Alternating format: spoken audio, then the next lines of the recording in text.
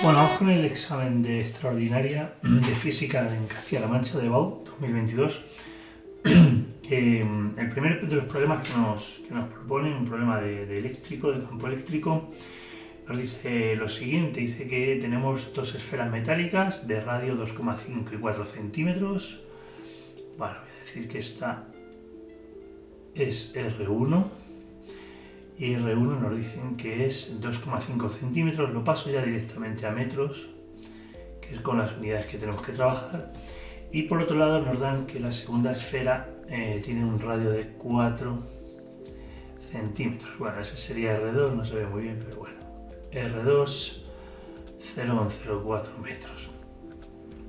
Bien, nos dicen que esas dos esferas están separadas una distancia, los centros de esas dos esferas, ¿vale? Están separados una distancia d y esa distancia es de 0,2 metros.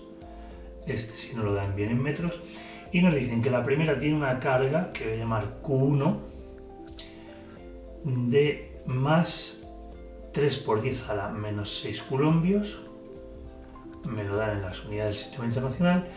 Y la segunda Q2 es negativa de 6 por 10 a la menos 6. Por lo tanto, Q2 6 por 10 a la menos 6 coulombios. Bien, pues vamos a ver qué nos van pidiendo. Nos dan, por supuesto, la constante eléctrica que vamos a necesitar. El apartado A nos dice que determinemos el potencial eléctrico de cada una de las esferas y la fuerza con la que interaccionan, aclarando si es atractiva o repulsiva.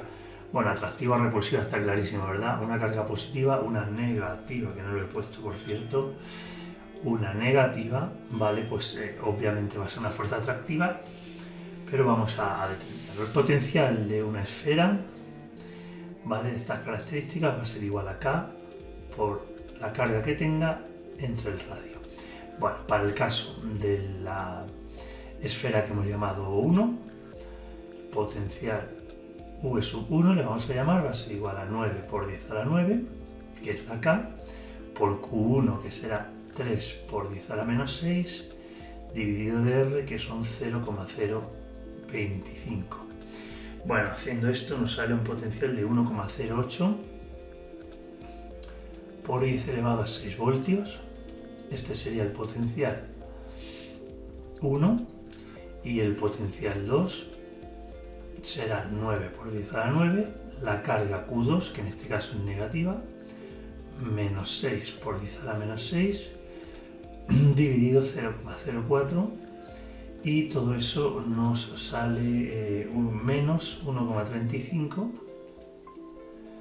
por 10 elevado a 6, si no me he equivocado, voltios. Bien, pues esos serían los potenciales de esas dos esferas, que suponemos, bueno, que en ese caso están aisladas una de otra, ¿verdad? Y nos piden la fuerza con que interaccionan. Bueno, pues la fuerza con que interaccionan estas dos esferas va a ser igual a K por Q1 por Q2 dividido de la distancia que las separa al cuadrado. Bueno, pues en este caso tendremos que, bueno, R he puesto D aquí, vale, sería, voy a poner la D, 9 por 10 a la 9, por Q1, que hemos dicho que es 3 por 10 a la menos 6, por Q2, que es menos 6 por 10 a la menos 6, y dividido de 0,2 metros que las separa al cuadrado. La fuerza resultante, si no me he equivocado, es menos 4,05 newton.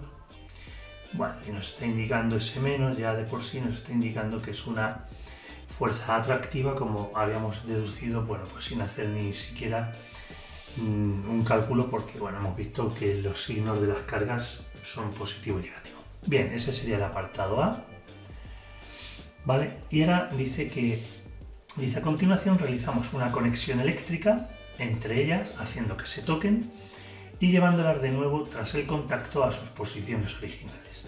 ¿Qué va a ocurrir ahora? Bueno, pues ahora dice que haciendo que se toquen, o hacemos que se toquen, las llevamos otra vez a la posición original.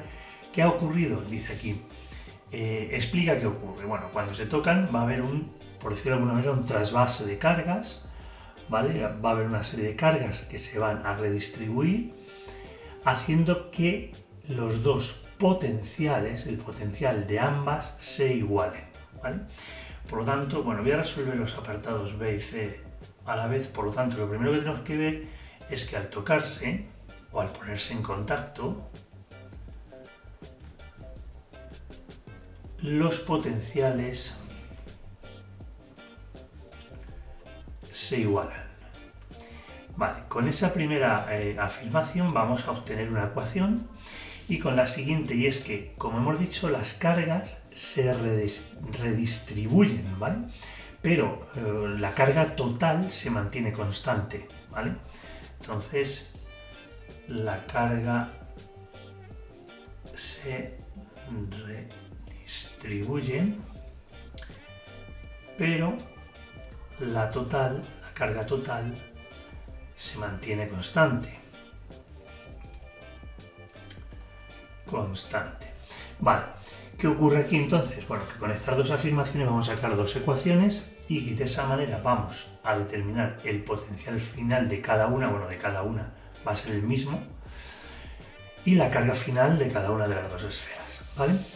Bueno, vamos a decir que tras el toque, voy a hacer aquí otro pequeño dibujo.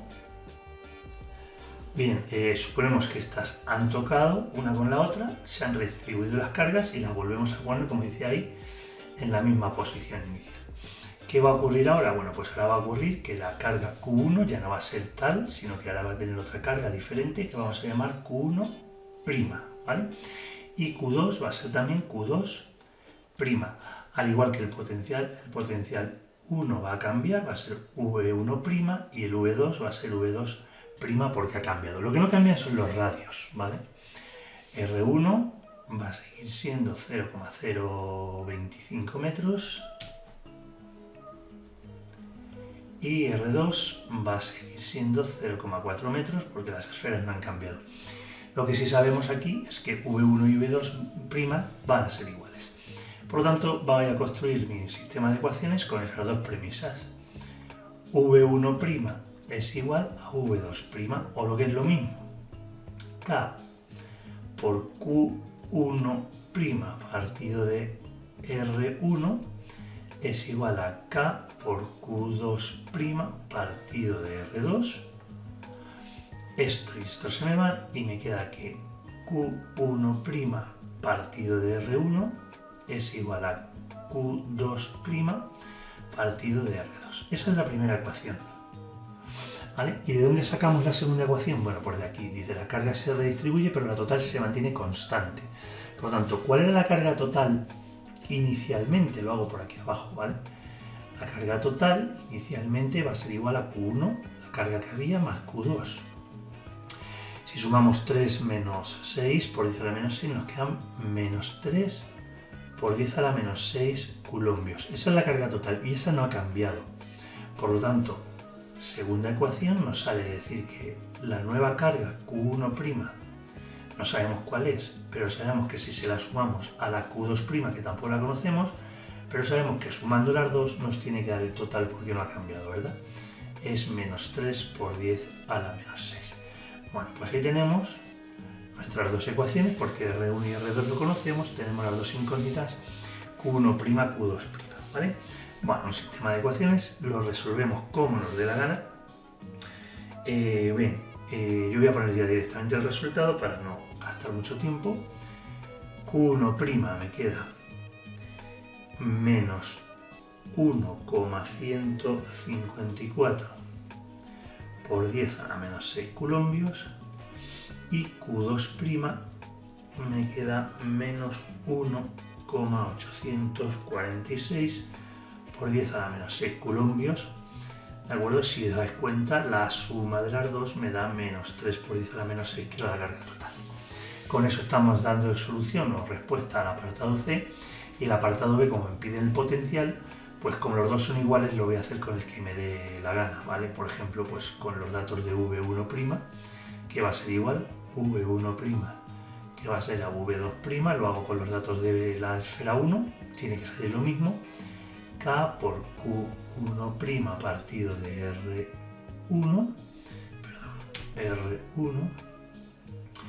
y sale que V1' igual a V2' aproximadamente menos 415.440 voltios. Ahí tenéis la solución al apartado B. Aquí estaría la solución al apartado C. ¿Vale? Bueno, pues yo creo que es más o menos sencillito. Vamos a por otro. Bueno, pues este es el problema 2. Vamos con él. Nos dicen que desde una base científica establecida en Urano, bueno, esto es un poco futurista, ¿no? Iban a oler un poco mal porque, bueno, la atmósfera de Urano, las nubes de Urano son de sulfídrico, ¿no? Olería mucho a huevos podridos si es que pudiéramos sobrevivir ahí. Bueno, dice que queremos lanzar un satélite de comunicaciones que orbite alrededor de este planeta, pero manteniéndose siempre en la vertical de nuestra base. ¿Qué nos están diciendo? Bueno, imaginemos que aquí hemos establecido la base, ¿vale? El planeta Urano va a girar, ¿vale? Imaginaos que estamos viéndolo desde arriba, en el giro. Vamos a lanzar un satélite que podría ser ese satélite. Bueno, ese satélite queremos que siempre esté sobre la vertical de nuestra base, es decir, se mantenga como si dijéramos estático, pero obviamente, claro, estático no estará, sino que estará girando, estará orbitando alrededor del planeta Urano. ¿Cómo? Pues para que se mantenga en la vertical tiene que girar con el mismo periodo que tenga el planeta Urano. Por lo tanto, ese periodo que nos dan es un periodo de 17 horas, ¿vale? Cuando esto se explica normalmente con satélites en la Tierra, ¿no? Se les llama satélites geosíncronos. Bueno, pues en este caso sería un satélite uranosíncrono, ¿no? O algo así. Bueno, venga, pues nada más, vamos con los datos que nos dan. Nos dan que la masa de ese satélite, que voy a llamar M minúscula, es de 250 kilogramos y nos dan como datos la masa de Urano, voy a poner M mayúscula, que es de 8,7 por 10 a la 25 kilogramos. Nos dan el radio de Urano, bueno, voy a dibujar mejor así, el radio de Urano, que sería eso.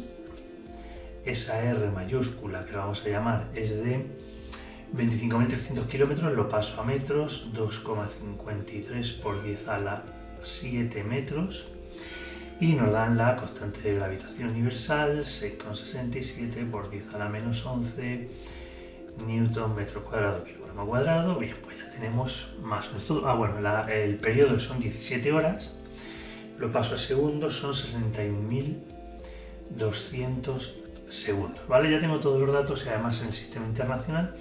Bueno, vamos a comenzar entonces con el apartado A. Dicen, altura sobre la superficie del planeta a la que debe orbitar. Bueno, pues la altura va a ser desde aquí, desde la superficie del planeta hasta donde está, será h. Bueno, para simplificar cálculos, yo voy a decir que desde el centro del planeta hasta donde está el satélite, donde se debe situar, le voy a llamar R minúscula, ¿vale? O lo que conocemos como el radio orbital, ¿vale? Radio orbital le voy a llamar R minúscula. Por lo tanto, pues vamos a hacer la igualación. Que para que se mantenga en órbita este satélite debe haber una fuerza centrípeta, ¿verdad? Y esa fuerza centrípeta en este caso va a ser la fuerza gravitatoria, ¿verdad? La igualamos en módulo y con eso vamos a empezar a trabajar. Bueno, pues con esa igualación que hemos conseguido ahí, fuerza centrípeta igual a fuerza gravitatoria, la fuerza centrípeta va a ser la masa del satélite por su velocidad orbital al cuadrado partido del radio orbital. La velocidad orbital es la velocidad lineal, ¿vale?, que tiene aquí en la altura de donde está orbitando.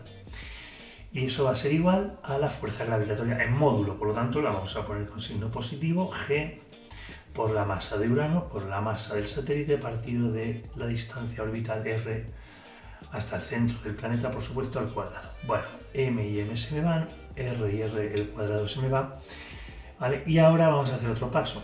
Como no tenemos la velocidad orbital, sino lo que tenemos es el periodo, vamos a poner esta velocidad orbital en función del periodo. Sabemos que la velocidad orbital es 2πr dividido del periodo. Por lo tanto, donde pone v, vamos a poner todo esto al cuadrado. Por lo tanto, me quedará 4, que es 2 al cuadrado, pi al cuadrado, r al cuadrado, dividido de t al cuadrado. Todo esto ya no está, por el otro se fue. Y por este lado nos queda g, nos queda la masa del planeta y nos queda r, ¿vale? Como lo que estamos buscando es r, a ver, realmente nos piden h, pero si calculo r y le resto el radio del planeta, lo vamos a tener, ¿verdad? Bueno, pues despejo r de aquí, este r pasa de aquí, tendríamos r al cubo, ¿vale? Todo esto lo pasamos para acá y nos queda, para despejar r, nos queda la raíz cúbica, cuidado, ¿vale? Cuidado que es raíz cúbica de g por la masa de Urano por el periodo al cuadrado dividido de 4pi cuadrado. No me voy a parar, ¿vale? Simplemente g lo metemos por aquí, la masa la tenemos por aquí, el periodo lo tenemos por aquí, lo demás son constantes. Si hacemos eso y no me he equivocado, nos sale que r es igual a 8,2 por 10 elevado a 7 metros. Pero esa no es la solución, ¿vale? Porque me están pidiendo la altura a la que orbita. Esa altura a la que orbita será esa r menos el radio del planeta, es decir, todo lo que hemos calculado que es r orbital menos el radio del planeta me va a dar la altura, ¿no? Bueno, si hacéis eso, nos queda 5,67 por 10 elevado a 7 metros. Esa es la altura a la que tiene que orbitar ese satélite para que sea síncrono, ¿verdad?, con el planeta Urano. Bueno, pues ese sería el apartado A. Vamos con el apartado B, que nos piden energía cinética y potencial. Bueno, pues lo tenemos todo, esto es directo, ¿vale? La energía cinética, voy a llamar este punto el punto 1, ahora veréis por el apartado C, el punto 1, bueno, pues esa energía cinética 1 va a ser un medio de la masa del satélite. Cuidado con esta masa que es la del satélite, es la energía cinética del satélite, no es la del planeta. Hay que poner la masa del planeta por la velocidad que lleve al cuadrado. Bien, la velocidad no la tenemos, pero como hemos calculado aquí ya aquí ya hemos calculado r, yo de aquí puedo sacar la velocidad, ¿verdad? Entonces, si yo saco de aquí la velocidad, v será igual a 2pi por r, que lo tenemos aquí, 8,2 por 10 a la 7, dividido del periodo 61.200, ¿vale? Esa velocidad, v, velocidad orbital, salen 8.419 metros por segundo, y es esta velocidad orbital, o velocidad 1, porque hemos llamado esto el punto 1. Si metemos la masa y esa velocidad, haciendo los cálculos nos salen aproximadamente 8,8 por 10 elevado a 9 julios. Esa sería la energía cinética. Y la energía potencial, pues energía potencial en el punto 1 será menos g por la masa de Urano, por la masa del satélite, dividido de esa distancia orbital. Tenemos todo, sustituimos, no me paro en eso, y me queda menos 1,77 aproximadamente, ¿vale?, por 10 elevado a 10 julios. Bien, ahí tenemos la solución al apartado B. Tenemos el A, tenemos el B y vamos con el C. Nos dice ahora, bueno, por alguna razón que no sabemos, el planeta, el satélite se desestabiliza de su órbita y entonces cae contra el suelo, ¿vale? Cae contra la superficie del planeta, ¿vale? Nos dice con qué velocidad va a impactar, es decir, con qué velocidad llegaría ahí. Bueno, pues ya habéis visto que pongo V2 porque voy a llamar 2 a la superficie del planeta. ¿Qué sabemos? Bueno, pues sabemos que la energía mecánica en este caso se debe conservar, ¿vale? Entonces, la energía mecánica que tenga ese satélite en el punto 1, en el que hemos llamado 1, aquí, debe ser la misma que la energía mecánica en el punto 2, justo antes de impactar contra la superficie. Y bueno, como la energía mecánica 1, fijaos, la podemos sacar de aquí de dos maneras. Como aquí está orbitando, esa energía mecánica 1 se puede calcular o bien sumando directamente las dos, la energía mecánica, o bien sacándola de la energía potencial dividiendo entre 2, ¿no? Un medio de la energía potencial igual a la energía mecánica cuando el cuerpo está orbitando.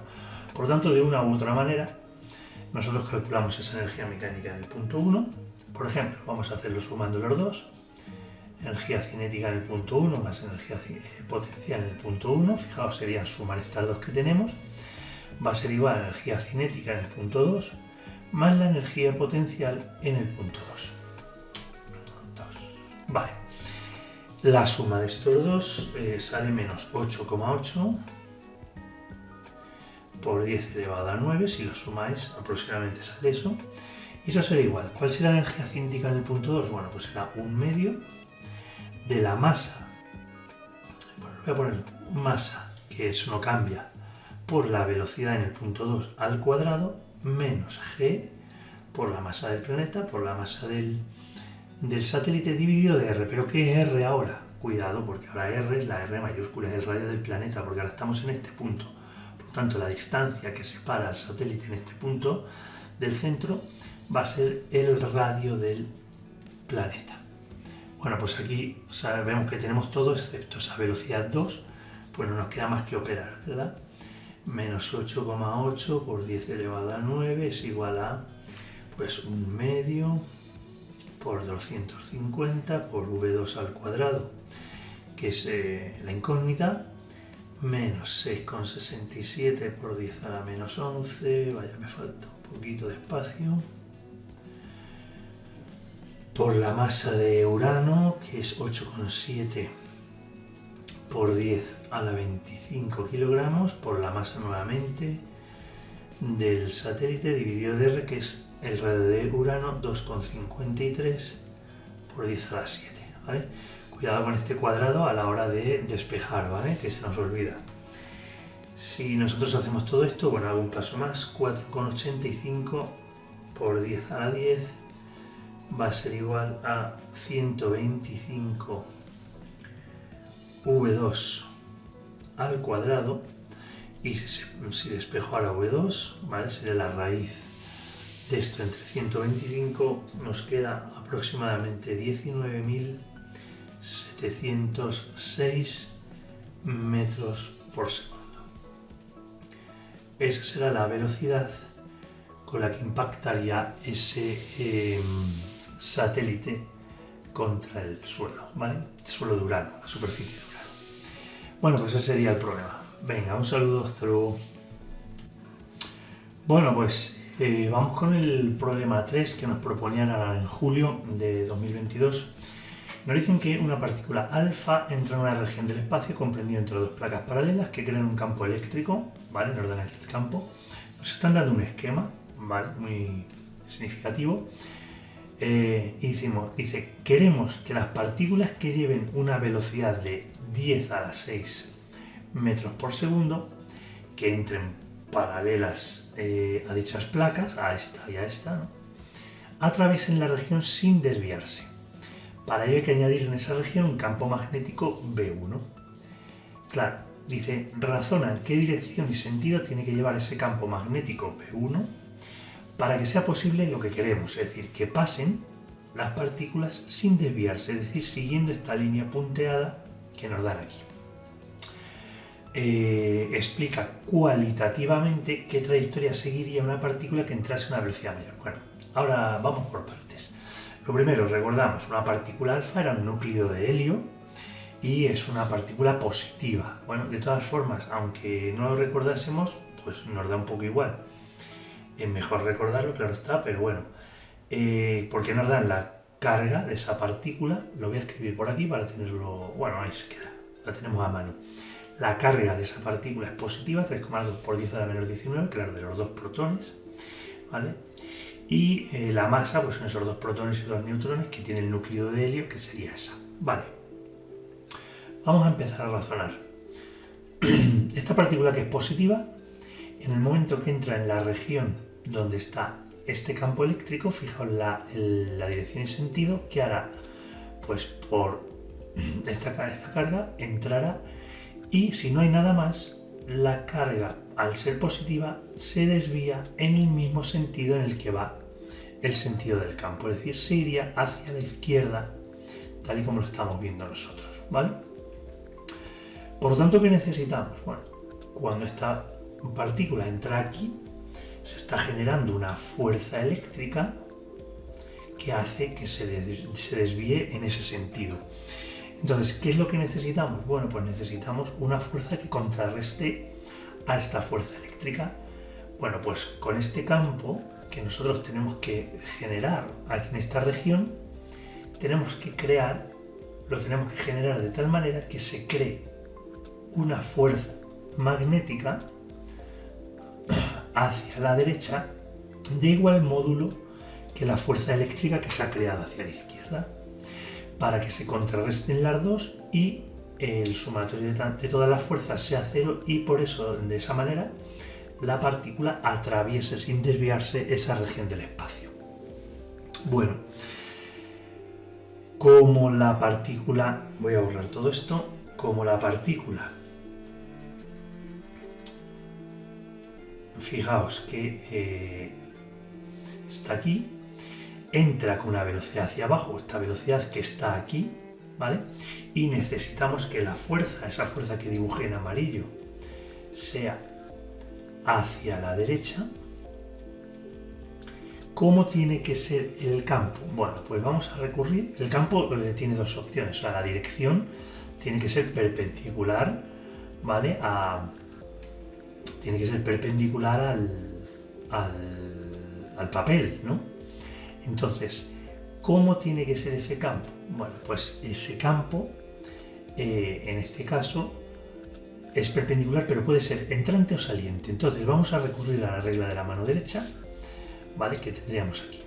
Como la velocidad va hacia abajo, como la fuerza que se nos genera tiene que ser hacia la derecha, ¿vale? Esa es la fuerza que se nos tiene que generar, y la velocidad va hacia abajo, no nos queda más remedio que el campo vaya hacia dentro, ¿vale? El campo debe ir hacia adentro, de tal manera que si hacemos la regla de la mano derecha, nosotros, claro, no puedo mover este dibujo, pero hacerlo con vuestra mano. En el índice, la velocidad hacia abajo, el campo hacia adentro, la fuerza se va a generar hacia la derecha y por lo tanto se va a contrarrestar la fuerza eléctrica que se generaba por este campo eléctrico que hay aquí, ¿vale?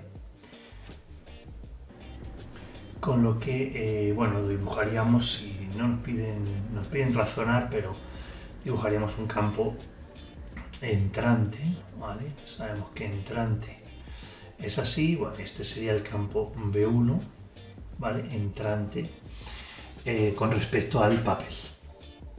Y ahora nos dicen, claro, si la velocidad es de 10 a la 6, justamente pasarán, vamos a decir, sin desviarse. Pero ¿qué ocurre si la velocidad de las partículas es mayor? ¿Qué va a pasar? Bueno, si ahora la partícula atraviesa con una velocidad mayor, fijaos, voy a empezar a escribir fórmulas que me van a servir para luego. O sea que, fijaos, la fuerza eléctrica, hemos dicho, lo de dibujar en rojo, esa fuerza eléctrica que se genera debido a ese campo eléctrico, se va a igualar en módulo, se va a igualar con la fuerza magnética, ¿vale? De tal manera, bueno, dejo los colorines, fuerza eléctrica sería la carga de la partícula por el campo eléctrico y la fuerza magnética sería Q, la carga, por la velocidad en módulo, ¿vale? Por el campo, ¿vale? Como son perpendiculares, bueno, pues ahí lo tenemos. La carga se nos va, ¿vale? Entonces se nos queda que el campo sería igual a V por B. Si esto así está igualado cuando V es V sub 0, si ahora V es mayor que V sub 0, ¿qué va a ocurrir? Que esta parte ahora va a ser mayor y el campo eléctrico no cambia. Por lo tanto, al ser mayor la fuerza magnética, la fuerza generada por el campo magnético, ¿qué va a ocurrir? Que esta fuerza que va hacia la derecha va a ser mayor en módulo. ¿Y qué ocurrirá? Claro, si tenemos ahora que la fuerza es mayor en módulo, la partícula ya no va a pasar de manera lineal, sino que como la fuerza magnética es mayor, se va a desviar hacia la derecha. ¿Vale? Al aumentar este número, estamos aumentando este término, y por lo tanto se desviará hacia la derecha, según lo estamos viendo nosotros. ¿Vale? Ese es el razonamiento sin ningún cálculo que tendríamos que hacer. ¿Vale? Bueno, vamos con el apartado B. Voy a borrar todo esto un poco. Vamos a ver. Hasta aquí y hasta aquí. ¿Qué nos dice el apartado B? Bueno, pues dice, realiza un balance de fuerzas en la región, es lo que ya venimos haciendo, y deduce el módulo de ese campo magnético B1 requerido en este caso, me imagino, o sea, claro, se pide para cuando la velocidad sube sub 0, es decir, la velocidad de 10 a la 6 metros segundo. Razona cómo afectaría el resultado que entrase un electrón. Bueno, vamos por partes, vamos al apartado B directamente. Fijaos, lo voy a hacer aquí. Lo voy a hacer aquí porque lo tengo ya medio hecho. Ahora este es el apartado B. Fíjate, la fuerza eléctrica es igual a la fuerza magnética, todo esto me vale igual. Y ahora lo único que tengo que sacar de aquí es este campo. Bueno, pues el campo magnético será igual al campo eléctrico entre la velocidad V sub 0 que estamos hablando.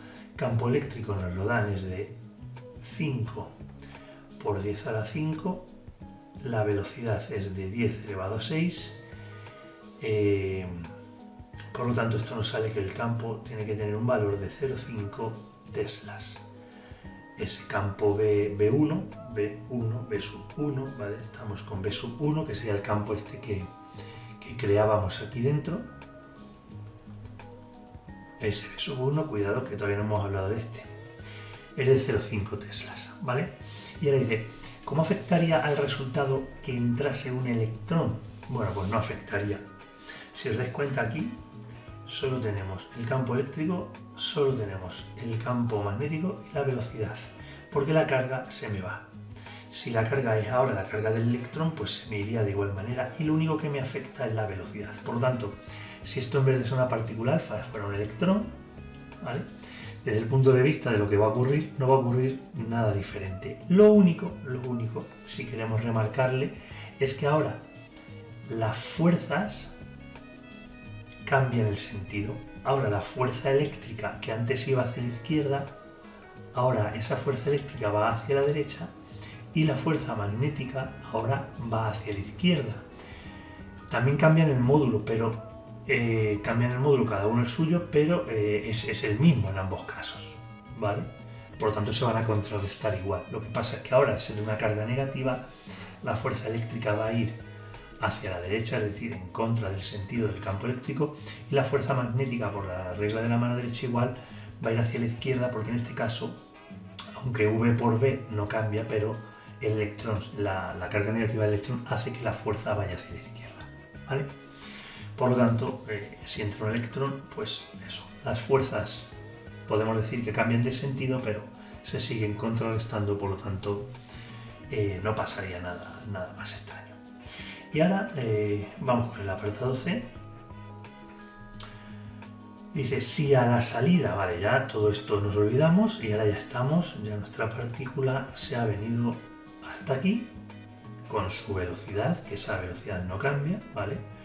V sub 0, y sale por aquí con esa velocidad, ¿vale? Dice, y se encuentra con este campo B2 de 1,5 teslas. Con el sentido indicado en el esquema, en este caso el sentido es saliente, el sentido del campo es saliente, ¿vale? Dice, dibuja qué trayectoria seguirá la partícula alfa y deduce la expresión que te permita determinar a qué distancia del punto de entrada chocará contra la pantalla que separa ambas regiones, es decir, esta pantalla azul. Bueno, ¿qué va a ocurrir? Pues volvemos a recurrir, F es igual a Q por V por B. La velocidad va hacia abajo, el campo ahora es saliente, por lo tanto la fuerza, si vosotros lo hacéis con vuestra mano derecha, el campo, la velocidad hacia abajo, el campo saliente, ahora la fuerza que se va a generar aquí, la fuerza magnética cuando la partícula sale por aquí, va a ir hacia la izquierda, ¿vale?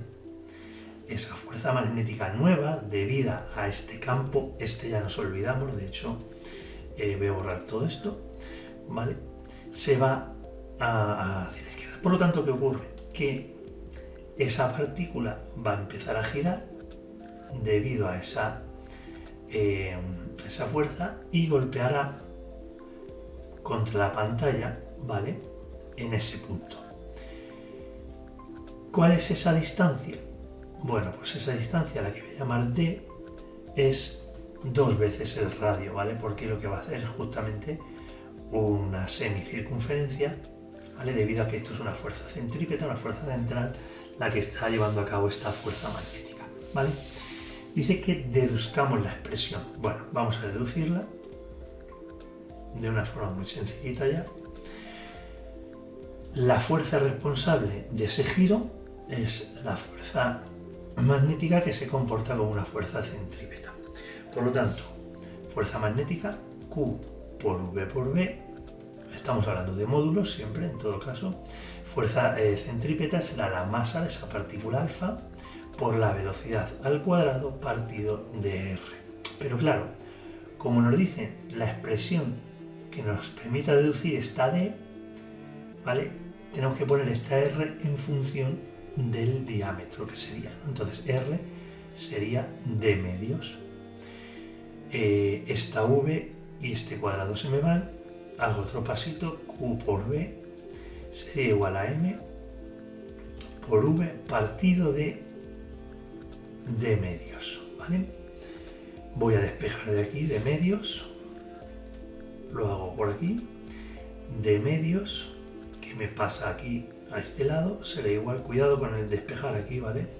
Que es muy fácil equivocarse, partido de Q por B, y este 2 que está dividiendo ahora lo vamos a pasar multiplicando y nos queda que esa distancia a la que va a impactar la partícula es de 2 por la masa, por la velocidad, esta sube sub 0 en todo momento, ¿vale? Dividido de estos Q por B, ¿vale? Esa es la expresión que me permite deducir, que me permite calcular la distancia a la que chocará. No sé si tenemos que calcular el resultado numérico, pero bueno, por si acaso, como tenemos todo, pues lo calculamos. Como nos dan los datos, será que sí, hay que calcularlo, ¿verdad? Esa distancia será 2 por la masa, la tenemos por aquí, 6,64 por 10 a la menos 27, por la velocidad que era 10 a la 6, dividido de 3,2 por 10 a la menos 19, que es la carga, por el campo B2, que es 1,5, cuidado, cuidado que este campo es 1,5, estamos hablando del campo B2, ya, ¿vale? Vale, y os digo que es fácil equivocarse porque yo me había equivocado en un principio, había puesto el 0,5, pero no, este campo ya es este porque estamos ya en esta región. Entonces, si hacemos todo esto, la distancia a la que va a impactar, si no me he equivocado, es de 0,028 metros o lo que es lo mismo, 2,8 centímetros. Ese sería el resultado, ¿vale? Bueno, ejercicio que más que los cálculos, que fijaos que sencillitos son, pues conlleva un razonamiento, un análisis cualitativo, ¿vale? Pues importante, ¿vale? Venga, un saludo. Seguimos con el cuarto, ¿va? Bueno, este es el problema 4, es un problema de ondas. Bien, y nos dice que la expresión de una onda sonora unidimensional se propaga por un líquido en pascales. Claro, al ser una onda sonora es una onda de presión, ¿vale? Y la expresión viene dada por esto. Bien, esa presión que viene en función de la distancia al origen de donde se origina esa onda y en función del tiempo va a ser 0,3 por el seno de pi por x partido de 10. Lo voy a poner pi partido de 10 por x, ¿vale? Menos 451 por t, ¿vale? Bueno, esa es la ecuación de la onda que nos dan y nos piden pues una serie de cosas, ¿vale? Vamos a ir desgranando la ecuación. Lo primero que nos piden es determinar la amplitud, longitud de onda y desfase inicial, así como el sentido. Bueno, pues para resolver este apartado lo que voy a hacer es poner justo encima la ecuación genérica que tenemos para una onda, ¿vale? Nosotros cuando utilizamos una onda genérica solemos poner aquí y en función de x y de t. En este caso, en vez de y, que es la elongación, ¿no? Por ejemplo, una onda electromagnética, en este caso tenemos la presión, pero la forma es exactamente igual. Esa y es igual a A, que es la amplitud, ¿no? Por el seno de el número de onda por x más o menos omega, la frecuencia angular, por el tiempo, más phi sub 0, es decir, el desfase inicial. Bueno, pues comparando las dos expresiones vamos a ir contestando las preguntas que nos piden. En principio nos piden la amplitud de la onda. Bueno, pues la amplitud, en este caso, fijaos que es sencillito. Si comparamos, la amplitud es este 0,3. ¿Y cuál sería la unidad? Pues nos lo han dicho aquí, nos han dado que esa presión está en pascales, por lo tanto la amplitud también está en pascales, ¿verdad? 0,3 pascales sería la amplitud. En segundo lugar, nos piden la longitud de onda, lambda. Bueno, ¿de dónde podemos sacar lambda? Pues lambda lo podríamos sacar del número de ondas. Fijaos, el número de onda, aquí en este caso, sería k, que es pi partido de 10, ¿no? Por comparación. Entonces, como nosotros sabemos que el número de onda es igual a 2pi, perdón, la longitud de onda es igual a 2pi partido del número de onda, si nosotros ahora ponemos aquí 2pi y el número de onda es pi partido 10, ¿vale? Esto que queda, nos queda 20 metros porque todo está en el sistema internacional. Bueno, ya tenemos la longitud de onda, 20 metros es la longitud de esa onda. Y el desfase inicial, phi sub 0, pues en este caso, fijaos, no hay ningún término aquí que no esté con x o con t, por lo tanto phi sub 0 vale 0 radianes. El sentido, bueno, pues el sentido lo tenemos que mirar, el sentido de propagación, lo tenemos que mirar en el signo, ¿vale? Ese signo que tenemos aquí, en este caso es un menos, sabemos que cuando es un menos, el sentido es hacia la derecha, ¿vale? Sentido positivo de nuestro sistema de referencia, ¿vale? Hacia la derecha. Bueno, pues ese es el apartado A, ¿no? Muy facilito. Vamos con el apartado B, que es igual de fácil. En el apartado B nos piden determinar la frecuencia de la onda. En primer lugar, bueno, vamos a calcular la frecuencia. ¿Cómo calculamos la frecuencia? Bueno, nosotros podemos sacar la frecuencia a partir de la velocidad angular, ¿no? Nosotros sabemos que la velocidad angular es 2 por pi por la frecuencia, por lo tanto, si despejamos la frecuencia, será esa velocidad angular dividido de 2 por pi. Pues así de sencillo, nosotros llegamos aquí y ponemos 451, ¿vale? Radianes segundo, partido de 2 pi radianes, y si hacemos esa cuenta nos salen 71,78 segundos a la menos 1, ¿vale? Que es lo mismo que hercios. Y cuando nos piden la velocidad de propagación, ¿vale? La velocidad con la que se desplaza esa onda, pues fijaos, lo podemos sacar muy fácilmente porque tenemos la longitud de onda, es decir, la longitud 20 metros, y la frecuencia, que es el tiempo en recorrer esa distancia, es decir, frecuencia, ¿verdad? Por lo tanto, longitud de onda por la frecuencia, tenemos que son 20 metros por 71,78 segundos a la menos 1. Esa velocidad de propagación de esa onda es de 1435,6 metros por segundo. Bueno, pues esa sería esa solución. Y ahora nos piden el apartado C. Vamos a ver qué nos piden. Nos dicen: calcula la diferencia de fase en grados. Bueno, sabemos que lo que hay aquí, todo esto está en radianes, ¿vale? Entonces lo único que habrá que hacer luego es una conversión. Y la diferencia en el valor de presión, que se sentirá en tiempo igual a 0, entre los puntos x2 y x5. Bueno, voy a llamar a este primer x1 y este x2, ¿vale? Vamos con la diferencia de fase. Bueno, pues esa diferencia de fase será la fase cuando x sea igual a 2, fase 2, vamos a llamarle, menos la fase cuando la x vale 1, o lo que es y el tiempo 0, ¿eh?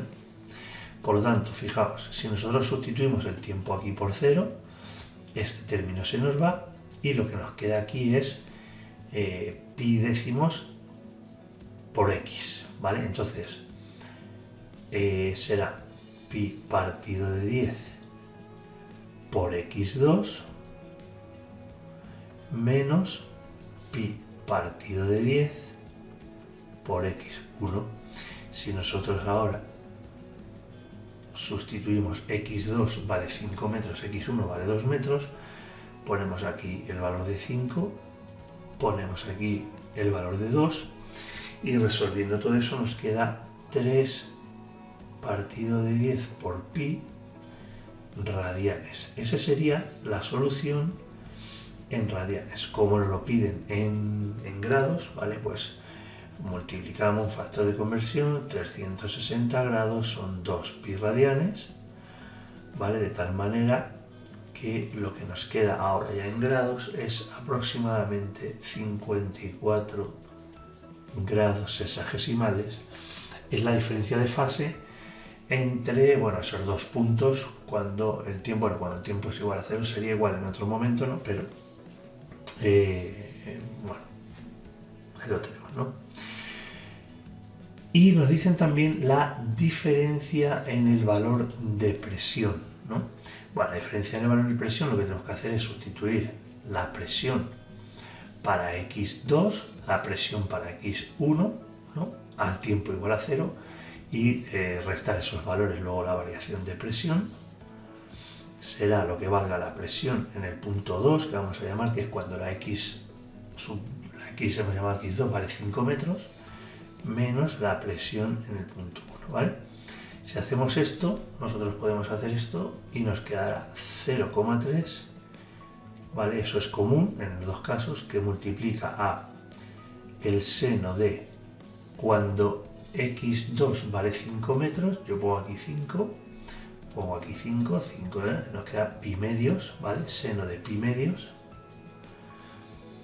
y nada más, porque el tiempo vale 0, menos el seno de, si ahora x1 vale 2 metros, yo pongo aquí ahora 2 metros, me queda pi quintos, ¿vale? Entonces esa variación de presión nos va a quedar, si lo sustituimos, 0,124 pascales, ¿vale? Recordad que todos estos datos hay que meterlos en radianes, ¿vale? En la calculadora. Aquí lo único que nos han pedido en grados, bueno, pues porque hagamos la conversión, pero todo siempre que trabajamos con las ondas hay que trabajar en radianes, ¿vale? Bueno, para ver esta onda podemos utilizar la aplicación esta, GeoGebra, ¿vale? Y fijaos, yo aquí he representado la función que está en verde, sería esta función de aquí, ¿vale? es la función que estamos viendo. Fijaos que en el momento de representarla, voy a ver si puedo escribir, en el momento de que yo la represento, fijaos, he representado I, bueno, la I porque tenemos que utilizar esa notación, esto sería la P, ¿vale? La presión es igual a 0,3, que es la amplitud por el seno de pi10 partido de x, y ya no he puesto nada más, ¿vale? Porque estamos representando para tiempo igual a 0, ¿vale? Por eso el segundo término de la expresión, bueno, voy a poner la expresión completa, p de xt era igual a 0,3 por el seno de pi partido de 10x menos, ¿cuánto era? 451t. Bueno, como la t vale 0, esto se me va, entonces estoy representando esto, que es lo que veis aquí, sería lo verde. Y luego he representado, en este caso, la azul es cuando la x vale 2, fijaos, esto es para x igual a 2, tipo 0, claro, es la línea azul, y esto es cuando la x vale 5, vale, que está aquí. Entonces, esa diferencia de presión va a ser justo, como aquí ahora en el eje Y, por decirlo así, estamos representando la presión, la diferencia de presión va a ser la distancia de aquí a aquí, ¿vale? Si os fijáis en las intersecciones, en los puntos A y B, la intersección, aquí estamos en 0,3, el valor es 0,3, que es la amplitud máxima, por cierto, y en este caso, en el punto B, estamos en aproximadamente 0,176. Entonces, si hacéis esa variación, si hacéis esa distancia, 0,3 menos 0,176, nos sale exactamente 0,124, que si os dais cuenta, ese 0,124, si volvemos al ejercicio, es justo el valor que nos daba de la variación de presión, ¿vale?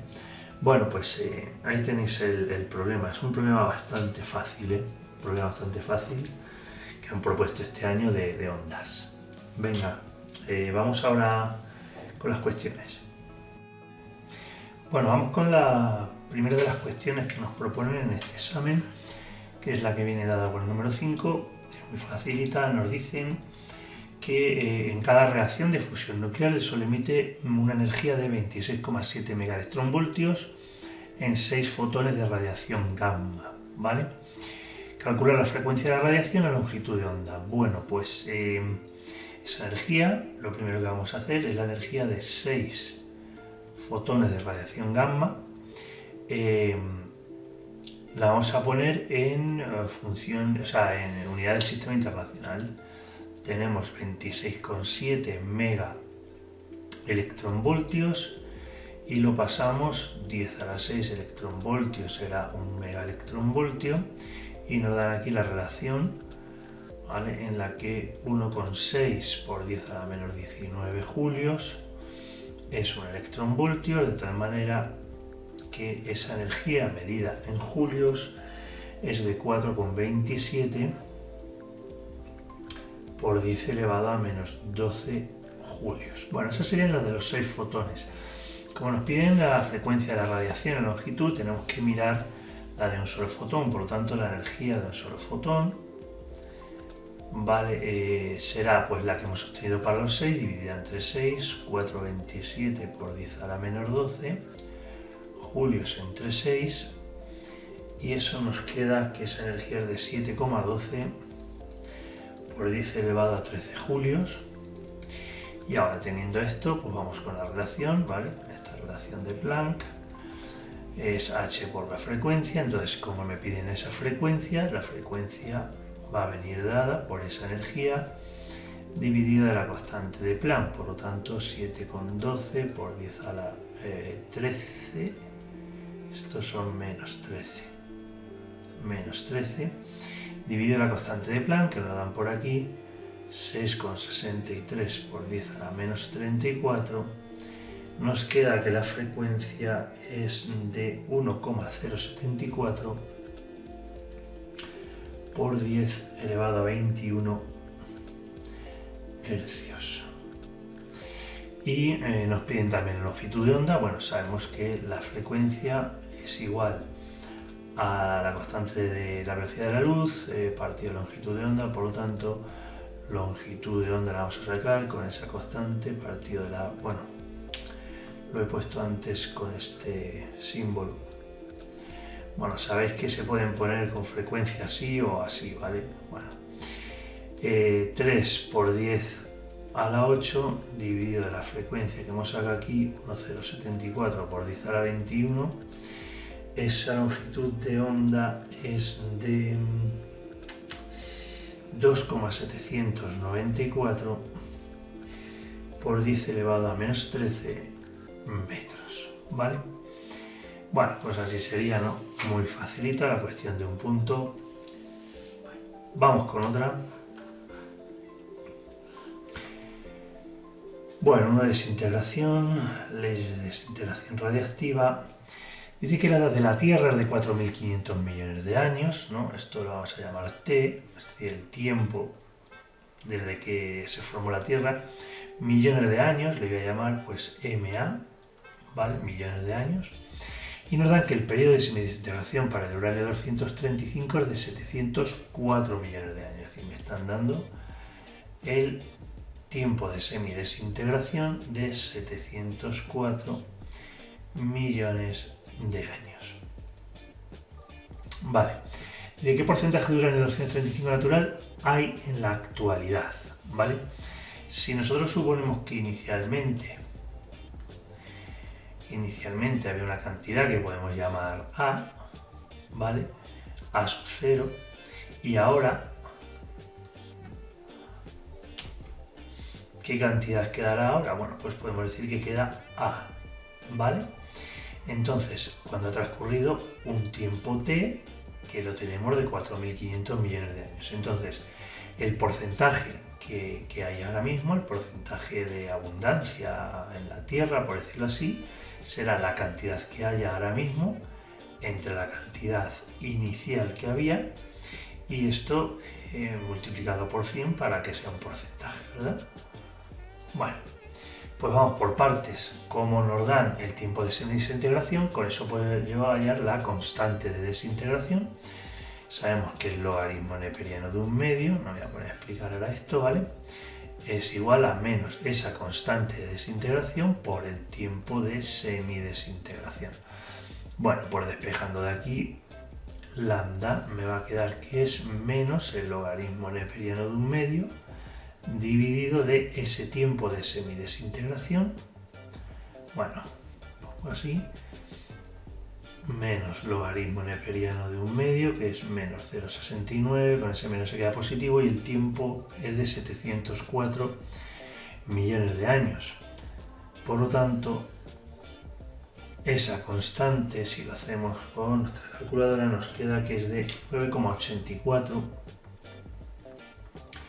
por 10 elevado a menos 4, y las unidades son millones de años elevado a menos 1. Bueno, una vez que tenemos eso, vamos a calcular ahora ese porcentaje. En vez de utilizar la expresión logarítmica de esa desintegración radiactiva, vamos a utilizar la expresión exponencial. ¿Vale? Esa expresión exponencial nos dice que A, la cantidad que queda en un determinado tiempo, es igual a la cantidad inicial por E elevado a menos lambda por T, por ese tiempo. Si yo ahora me traigo el A sub 0 a este lado, me queda A partido de A sub 0 será igual a E elevado a menos lambda por T. Este A partido de A sub 0, ¿vale? Es esa fracción que tenemos ahí, que simplemente una vez que la calculemos multiplicada por 100, tendremos lo que nos están pidiendo, ¿no? Pues ya está. Esta E será E elevado a menos lambda 9,84 por 10 a la menos 4 millones de años a la menos 1 por el tiempo que tiene la Tierra, que son 4.500 millones de años. Haciendo eso con la calculadora nos sale 0,012, ¿vale? Será esa relación, y por lo tanto el porcentaje de esa abundancia será ese 0,012 por 100, es decir, un 1,2% de la cantidad inicial de uranio 235 es el que nos queda hoy por hoy en la Tierra, ¿vale? Venga, pues ese sería el 6. Vamos a por el 7, 1 sobre el sonido. Venga. Nos dice que el nivel de presión acústica que medimos con un sonómetro a 5 metros de un altavoz es de 80 decibelios. Bueno, voy a hacer un pequeño esquema. Dibujo por aquí el altavoz, ¿vale? Y dice que medimos a 5 metros. Voy a decir que esto es R1. A 5 metros del altavoz, ¿vale? Y hemos medido, le voy a llamar L1. Hemos medido 80 decibelios. Dice que lo primero que dice es determinar la intensidad de la onda en esa localización. Bueno, vamos a hacerlo. Nosotros sabemos que el nivel de presión acústica, L1 en este caso, es igual, medido en decibelios, es igual a 10 por el logaritmo decimal de la intensidad que estemos midiendo aquí. Voy a decir que es I1, la intensidad que vamos a medir aquí, dividido de la intensidad de referencia que nos la dan por aquí, ¿vale? Y por lo tanto, pues nada, nos toca despejar y ya está, sustituimos 80 decibelios es igual a 10 por el logaritmo decimal de I sub 1 partido de 10 a la menos 12, por lo tanto esto es 8 igual al logaritmo de I sub 1 partido de 10 a la menos 12, y si despejo ya de aquí, I sub 1 será igual a este 10 a la menos 12, cuando quitemos el logaritmo esto será 10 elevado a 8, y ahora esto pasaría para allá por 10 elevado a menos 12, esos son 10 elevado a menos 4 vatios por metro cuadrado, es una onda tridimensional. Bueno, pues esa sería la intensidad que estamos midiendo ahí. Es primera pregunta que nos hacen. Y ahora nos dicen, ¿a qué distancia habrá que alejarse? Es decir, ahora nosotros estamos aquí en un primer momento y ahora nos vamos a alejar, ¿vale? Bueno, no está a escala, pero imaginad, nos vamos a una posición que voy a llamar R2, que no conocemos. Dice, para que ahora la intensidad del nivel de presión acústica sea L, voy a llamar L2, posición 2, sea de 75 decibelios, ¿vale? Bueno, pues ¿qué tengo que hacer? Nosotros sabemos que tenemos una relación debido a que la onda es sonora, el sonido es una onda tridimensional. Nosotros tenemos una relación entre intensidades y distancias, ¿verdad? Nosotros sabemos que la intensidad en un punto 1 en relación con una intensidad en un punto 2 va a ser igual a la distancia de ese punto 2 al cuadrado partido de R1 al cuadrado, lo que es lo mismo. Esa relación de intensidades va a ser la inversa de los cuadrados de las distancias, ¿no? De la relación de la distancia. Como tenemos I sub 1 que lo hemos calculado aquí, tenemos R1 y queremos calcular R2, lo que vamos a sacar primero es la intensidad 2 debido a que tenemos esto.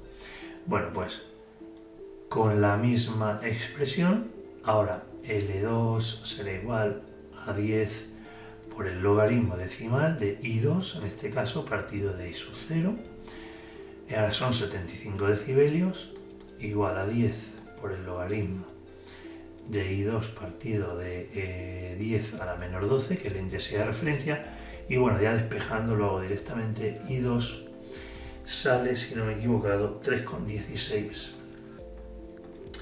por 10 a la menos 5 vatios por metro cuadrado. Bueno, pues ya tenemos todo. Voy a despejar de aquí R2. R2 me quedará la raíz cuadrada de R1 al cuadrado, que lo he pasado al otro lado, y el otro se queda igual, I1 partido de I2. Sustituyo todos los datos, raíz cuadrada de la distancia primera eran 5 metros, 5 al cuadrado, la intensidad 1 es 10 elevado a menos 4 y la intensidad 2 es de 3,16 por 10 a la menos 5. Bueno, si hacemos eso, R2 nos sale una distancia de 8,89 metros. Sí. 8,89 metros, que será esta distancia, a la que tendremos que retirar con respecto a esta posición, a la posición del altavoz. Bien, pues ahí estaría esa cuestión y vamos a por la cuestión 8, que es una cuestión de flujo magnético y además es una cuestión teórica, ¿vale? Dice que sabemos que la variación del flujo magnético a través de una superficie limitada por un circuito hace aparecer en este una corriente inducida. Bueno, conocemos la expresión, ¿vale? Faraday-Lorentz, que es menos la variación de ese flujo magnético, ¿vale? Con respecto al tiempo. Eso origina una fuerza electromotriz inducida, ¿vale? Que viene dada por epsilon. Bueno, nos piden definir el flujo magnético. Bueno, ¿vale? Es la cantidad de líneas de campo, es decir, la intensidad de campo magnético que va a atravesar una superficie, ¿vale? Por el coseno del ángulo, que forman ese campo. Hemos hecho aquí un pequeño dibujo, ese campo, ¿vale? Que está atravesando, y el vector superficie. Fijaos que estamos ahora viendo esta superficie que está aquí dibujada en verde, ¿vale? Pues ese vector superficie. Entonces, ese producto escalar hace que entre el campo, el vector campo y el vector superficie, lo pongamos de esta manera desarrollada como B por S, o sea, el campo, la intensidad de campo por la superficie que atraviesa, que tiene esa superficie, y por el coseno del ángulo. Bueno, el ángulo que forman, ya os digo, el campo con el vector superficie, que es perpendicular a la propia superficie. Bueno, lo podemos definir, escribirlo, lo tengo por aquí. El flujo magnético es una medida del campo magnético total que pasa a través de un área dada, ¿vale? Depende de la intensidad del campo magnético, B, medido en teslas, la superficie atravesada en metros cuadrados y el ángulo relativo entre el campo y el vector superficie. Bueno, faltaría decir que se mide en Weber, ¿vale? En la unidad del sistema internacional. Dice, detalla el tipo de magnitudes cuya variación puede dar origen a un cambio en su valor. Bueno, pues cualquiera de estas tres cosas que cambie va a hacer que cambie el flujo, y por lo tanto, si cambia el flujo se genera fuerza electromotriz. Por ejemplo, una de ellas puede variar el campo, si tenemos un campo que es dependiente del tiempo. Por lo tanto, el campo puede ir variando, pues en función del tiempo, pues con cualquier función imaginable, ¿no? Pues depende de lo que sea. Tenemos la superficie, ¿no? Puede variar la superficie.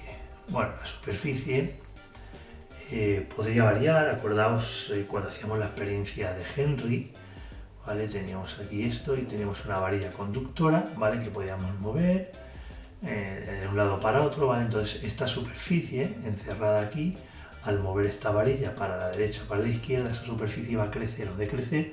Por lo tanto, cambiaba esa superficie también en función del tiempo, y por lo tanto variaría el flujo, y si varía el flujo se genera fuerza electromotriz.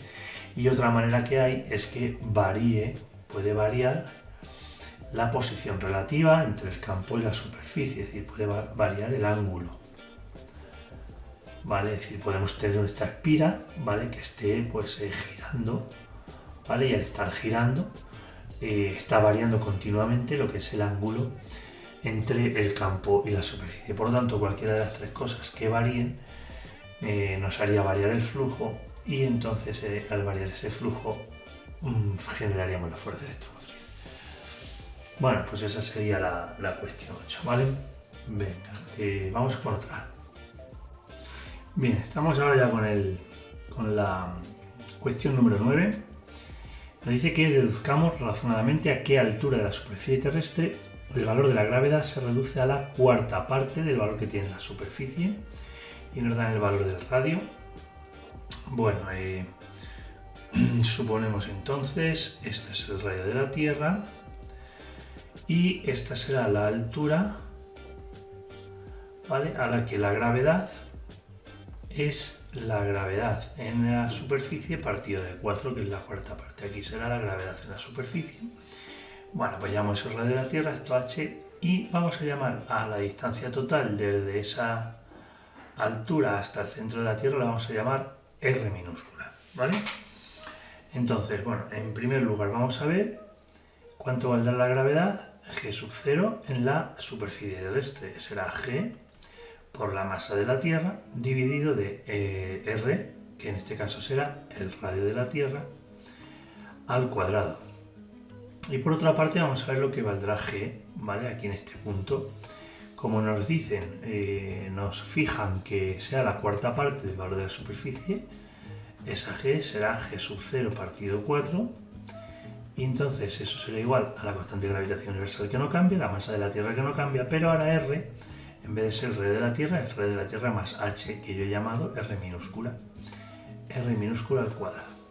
Bueno, si divido una expresión entre la otra, bueno, pues se me va a ir esto, se me va a ir esto, se me va a ir esto, y me queda que 4 es igual a, esto pasa por acá, r cuadrado partido del radio de la Tierra al cuadrado. Bueno, vemos que podemos simplificar y esto se nos queda como 2 es igual a r minúscula partido del radio de la Tierra, y de aquí sacamos que r, esto, ¿vale?, es igual a 2 veces el radio de la Tierra. Bueno, pues se ve muy claro, ¿verdad?, que h será r, todo r, menos el radio de la Tierra, lo que es lo mismo, 2 veces el radio de la Tierra menos una vez el radio de la Tierra. H va a coincidir con el radio de la Tierra. Por lo tanto, esa altura a la que tiene que subir cualquier objeto, o esa altura a la que deberíamos subir para tener una gravedad que sea la cuarta parte de la superficie, es una altura que tiene que ser la misma que el radio de la Tierra. Claro, si nosotros vemos la dependencia que hay entre g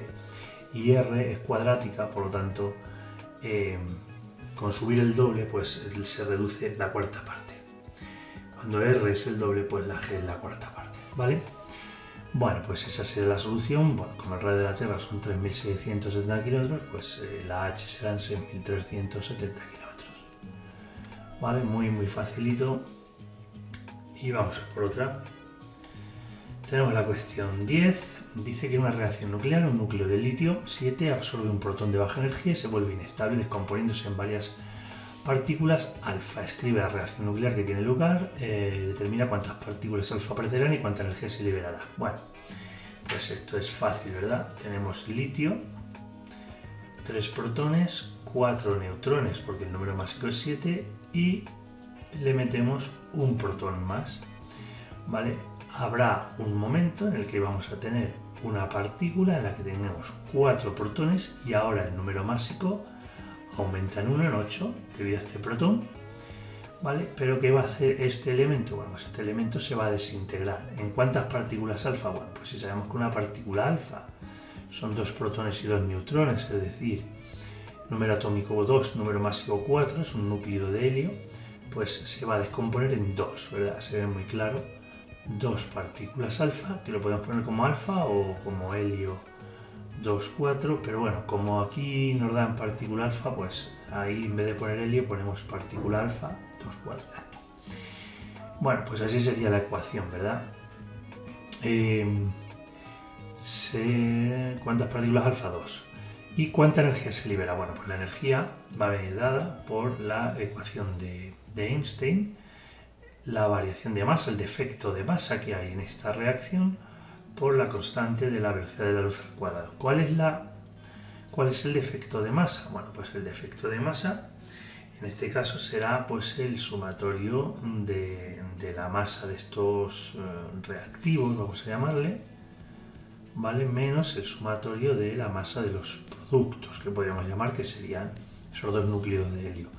Por lo tanto, quedaría en los reactivos, sería la masa del litio 7, que nos la dan por aquí, 7,01818, más la masa de un protón, que nos la dan por aquí, 1,00813, menos los productos, en este caso 2 porque hay 2 partículas, de la masa de la partícula alfa, que es el núcleo de helio, como hemos dicho, 4,0026033.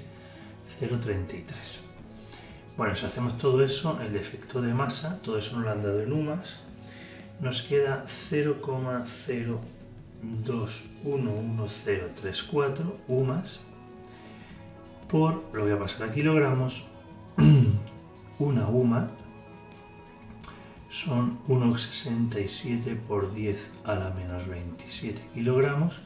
Por lo tanto, ese defecto de masa nos queda 3,524 por 10 a la menos 29 kilogramos. Bueno, cuando hagáis estas cuentas yo os recomiendo que no borréis el número de la calculadora porque tiene más decimales, aunque no lo haya puesto aquí, ¿vale? Y así arrastramos los decimales al resultado. Porque aquí ya en el resultado lo único que nos queda es esa energía, multiplicar este número por la velocidad de la luz al cuadrado, la velocidad de la luz nos dan por aquí, ¿vale? Y cuando hacemos eso nos quedan 3,1718 por 10 a la menos 12 julios. Esa sería la energía, pero como nos la piden en electronvoltios, perdón, en megaelectronvoltios, pues multiplico factor de conversión, ¿verdad? Un electronvoltio nos dice que son 1,6 por 10 a la menos 19 julios y sabemos que mega significa 10 a la 6, ¿verdad?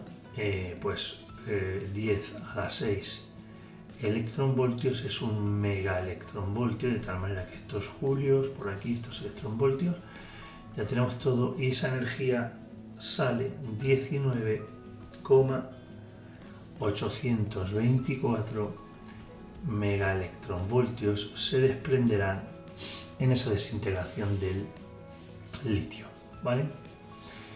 Bueno, pues ahí tenemos el 10, vamos ya con el 11, que ya sería una cuestión de experimentalidad. La primera que nos dan a elegir dice que en este experimento de óptica introducimos un haz láser por la parte circular, ¿vale? De tal manera, bueno, que al entrar por la parte circular está entrando justamente perpendicular en este punto, por lo tanto entra por aquí y al llegar aquí, en esta interfaz entre el vidrio y el aire, hay un rayo reflejado y un rayo refractado, ¿vale? Este sería el reflejado y este sería el refractado. Vale, nos dice que cuando el ángulo de entrada es del ángulo de incidencia es de 15 grados, bueno, esos 15 grados, pues vemos los dos, uno y otro. Pero que si aumentamos a 55 grados, es decir, si aumentásemos más o menos que el rayo ahora fuese así, ya solo vemos uno, que es el reflejado. Vale, ya no vemos este, ya no se refracta nada. ¿A qué se debe esta diferencia? Bueno, pues se debe a que hay un ángulo a partir del cual ya no hay refracción, hay reflexión total, ¿vale? Lo podemos explicar por la reflexión total, el ángulo límite, ¿vale? ¿Qué es lo que está ocurriendo? Bueno, pues según nosotros vamos abriendo el ángulo de incidencia, al pasar de un medio más refringente, el vidrio tiene 1,66, N del vidrio es 1,66, vaya por Dios, 1,66 y el N del aire es 1, ¿vale? Pasamos de un medio más refringente a uno menos, el ángulo refractado se va abriendo más, ¿vale? Entonces, según abrimos el ángulo se abre más, abrimos el ángulo se abre más y llegará un momento que el ángulo refractado sea de 90, por decirlo de alguna manera, ¿vale? Entonces ya no hay ángulo refractado, todo está reflejado. Bueno, pues esa es la condición que hay que poner. ¿Cuál es ese ángulo que nos dice? Ese ángulo de incidencia donde cambia el comportamiento, es decir, a partir del cual ya no hay refracción, ya todo es reflexión. Bueno, pues nosotros lo que vamos a imponer es que el ángulo refractado, ¿vale?, sea igual a 90 grados. Por lo tanto, utilizando la ley de Snell, nosotros sabemos que el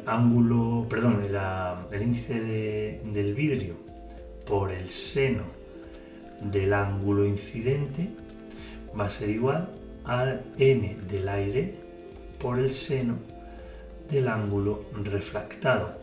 En este caso, al ser el ángulo refractado de 90, esto es 1 y voy a despejar de aquí el ángulo. Si despejo de aquí el ángulo incidente, que será justo el ángulo límite, será el arcoseno